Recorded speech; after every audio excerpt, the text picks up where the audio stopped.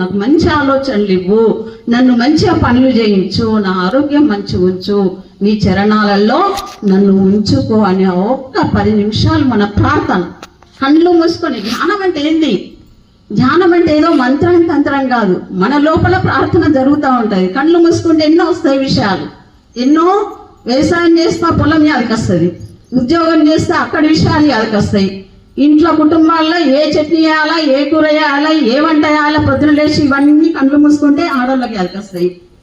అన్నయ్యలకు సార్లకైతే బయట విషయాలే. అది అవన్నీ సమసిపోవాలి అంటే ధ్యానంలో కూర్చుంటే మెల్లగా మెల్లగా మెల్లగా ఒకటి ఒకటి ఒకటి తొలగిపోతుంది. అప్పుడు అర్ధగంటకు నిశ్శబ్దంగా ఈ మనసు స్థిరమైపోతుంది. ఇక్కడ ఏకాగ్రం అంతవరకు మనం చేయాలి, టైం ఉంటేనే. కాకపోతే ఎక్కువ మనము రోజుకు 2 సార్లు ఉదయము సాయంత్రం ధ్యానం చేయాలి. అలాగే భూతదయ.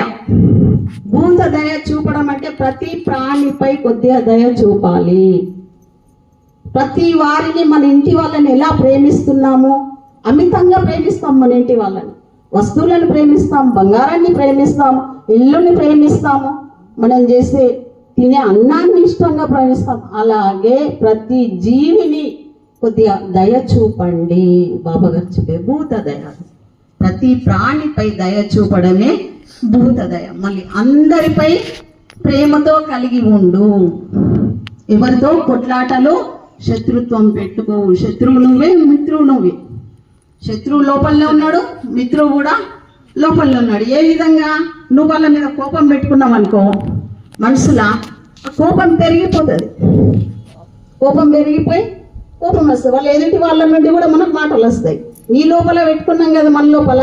అదే ప్రేమతత్వం ఉన్నదనుకో వాళ్ళ మీద, అరే మంచిగా మాట్లాడాలి, నా అక్కయ్య, నా అన్నయ్య, నా చెల్లెలు, నా తల్లి, నా పెద్దమ్మ, నా కొడుకు, నా కొడుకే కాదు అన్నదమ్ముల బావల కూడా వాళ్ళ కొడుకులే అనుకో, వాళ్ళని మంచిగా మాట్లాడి మనలో ప్రేమతత్వం ఉన్నదనుకో రోగాలు కూడా రావు. ఎందుకంటే కపటం పెరిగిపోదు. కపటం ఉంటేనే రోగాలు వస్తాయి, బయటకు వ్యాపిస్తుంది. లోపల నింపుకొని ఒక బండిలో మనం పెట్రోల్ పోయాక డీజిల్ పోసినాం అనుకో, అది చెత్త నింపినట్టే కదా. మన లోపల రాగ ద్వేష కపటాలను నింపుకోవద్దు, ప్రేమను నింపుకో. ప్రేమ, దానికి ఎటువంటి చదువు అవసరం లేదు. ఎన్ని పురాణాలు చదివినా, ఎన్ని జ్ఞానోపదేశాలు మైకు పట్టి చేసినా, ఎన్ని గంటలు మాట్లాడినా, ఎంత పండితుడైనా కూడా 2.5 అక్షరాల ప్రేమ లేనిది అవన్నీ వ్యర్థమే. ఏమి చదవని పేదవాడైన